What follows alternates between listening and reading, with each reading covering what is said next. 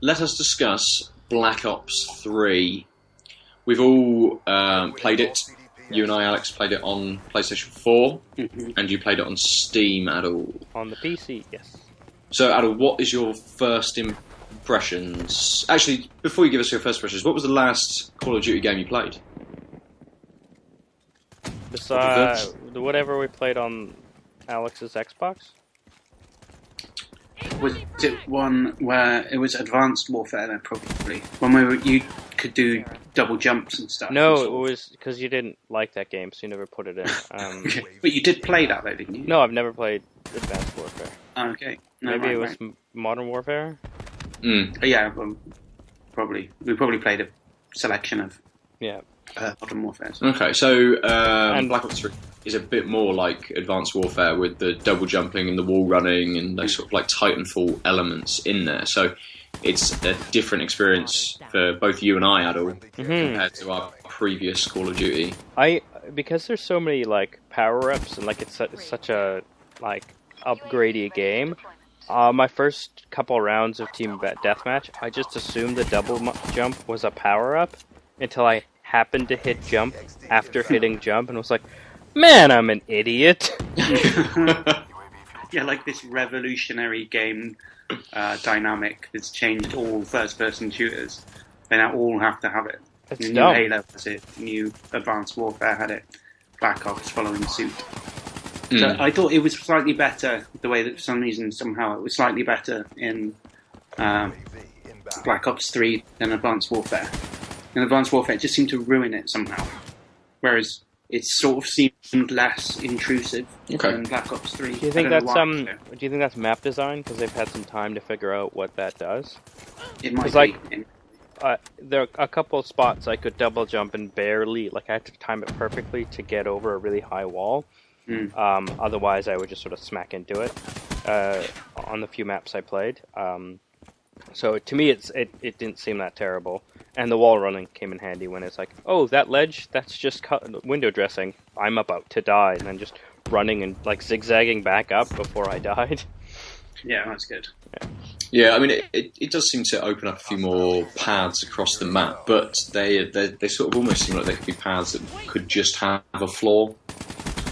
And you could just use it as a corridor to be able to move through. It does add a little bit more when you pop round a corner and someone's running along a wall rather than coming towards you along the ground. It makes you have to react a little differently, a bit more spatially aware. Yeah. Because it's got a few more, not levels as such, because someone could be in a window at the end of this corridor, so you've still got to look up at that. But they could almost be right on top of you as you pop round the corner, sort of along a wall. So it almost, I think, tries to make it like a faster experience. Yeah. Something a bit more reactionary. All of the Call of Duties seem to have got a little bit faster, sort of with all of the different iterations from Modern Warfare, so Call of Duty 4, up to the last one that I played, which was Modern Warfare 3. It all had got slightly faster and seemed to be just trying to have you constantly within like the middle of the action, so you weren't sort of on the peripheries of any maps, unlike something like Battlefield, which is huge maps and you're sort of moving to different points across the maps and things. And this almost seems like the next step in just trying to make a faster game, really. Yeah. I can't think of anything they could have done else to make it faster as such. I'm not sure they even smaller maps. Yeah, quite possibly. You spawn 4 feet in front of your enemy, and the fish in the barrel mod. Shoot. Yeah. I still think that I think you're right, they're trying to make it faster. Although, there's a kind of tendency to just, kind of like a race to the bottom of just, like a churn of people just running and dying, respawning, running and killing, respawn, run and die. Like, there's not much strategy in that, like, really fast kind of environment. I mean, yes, it is fast and it's action-packed, but I don't know, it sort of leans towards the noob who's not really got any strategy, who's just running and shooting. He's happy to just do that, you know. Yeah, so. And that's the one thing I noticed was that even the top scorers had quite a few deaths, which, Yeah. given that except for basically I'm a Team Fortress 2 Counter-Strike source, that multiplayer FPS. That's my sort of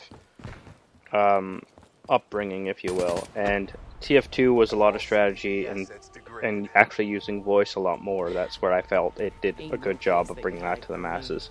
And Counter-Strike, you really didn't want to die. And what I found really interesting was, I don't know about when you guys played, but basically no one was in most of the types of maps, most of the types of games.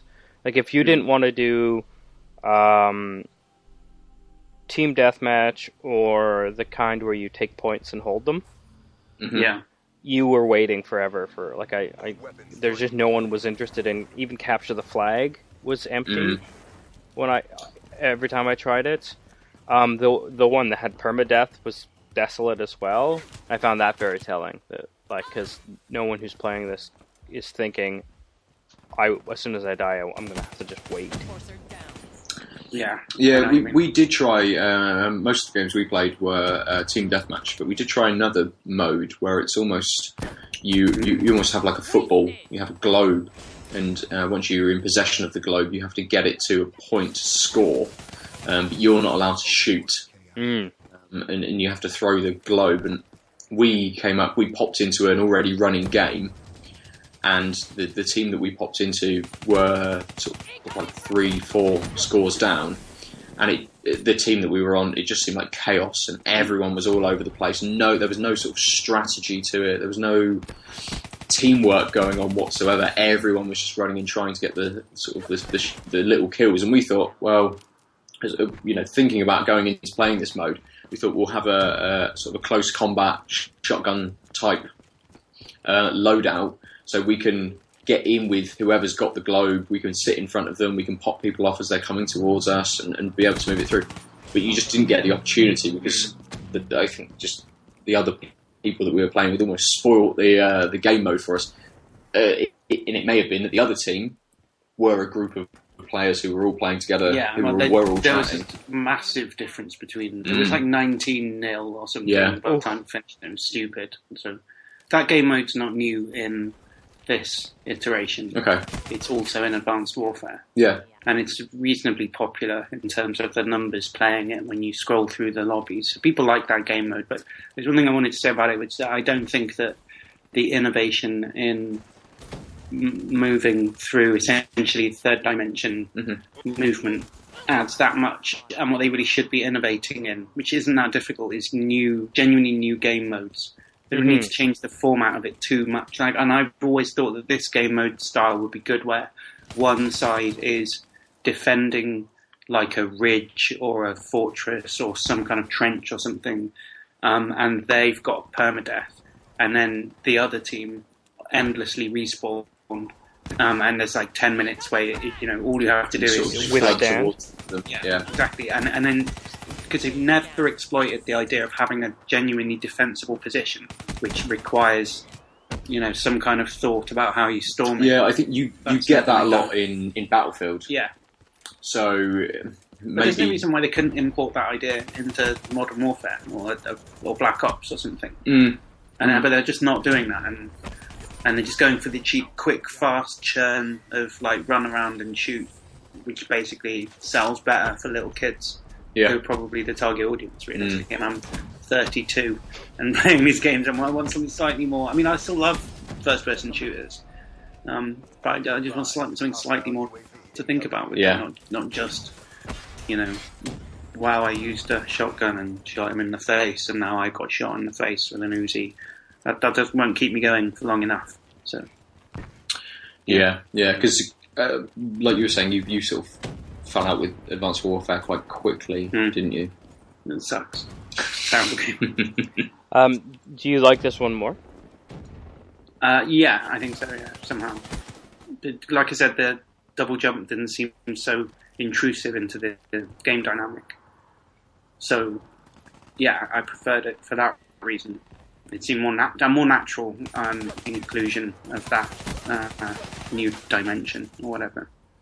Did you guys get a chance to play with the different specialist abilities? What? No, we just chose the one. Yeah, after you left, I then started to play with a different character, because I've got some tokens to be able to unlock one of them.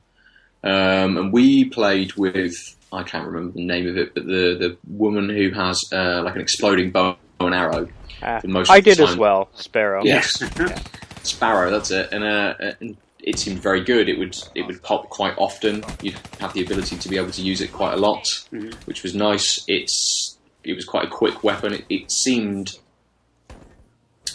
like it did give something else to the gameplay. So then if you went in with a different kind of character, you might be on a different kind of game mode, a different map, and you know that if you go in as a different specialist class, it's specialties they call it? Specialist. Sort of a different specialist. So if you go in as a different specialist, you're going to be able to take more advantage of sort of the different game modes and things like that. But in a lot of the games we played, the majority of people were Sparrow with the bow and arrow, and it seemed like a very popular choice. And because bows and arrows are cool. Yeah, well, we didn't know any more about it than just the descriptions when we went into it, but obviously everybody had gravitated towards that class. My favorite moment was actually when I had Sparrow active.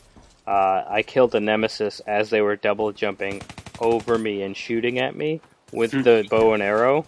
Nice. So I exploded her midair and got the revenge. And it was like one shot kill, bow and arrow kill, revenge, and midair. I got all these achievements all in the one shot. I was like, nice. I see how people like collecting these things. That was pretty fun. I also got to play with the other, the pulse that was on the same character. Oh yeah. And it basically does a pulse around you, sort of medium range, and all the enemies around you are highlighted in orange, so you can see them moving around for a few seconds, so you can stalk them or whatever. But it's such a frenetic game, I didn't find it that useful.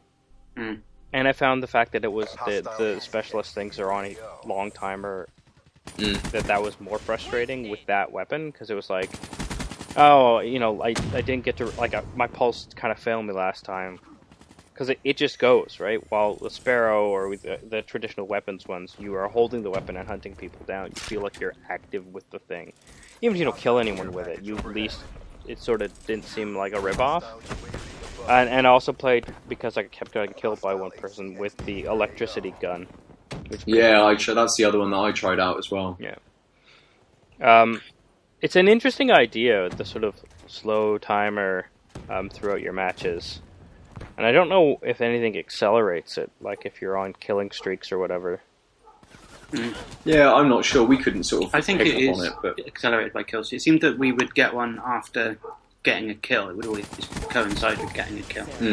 So maybe that's just the trigger for it popping. But I don't know. Because it does have a timer circle. Time previous to that, like in the bottom right.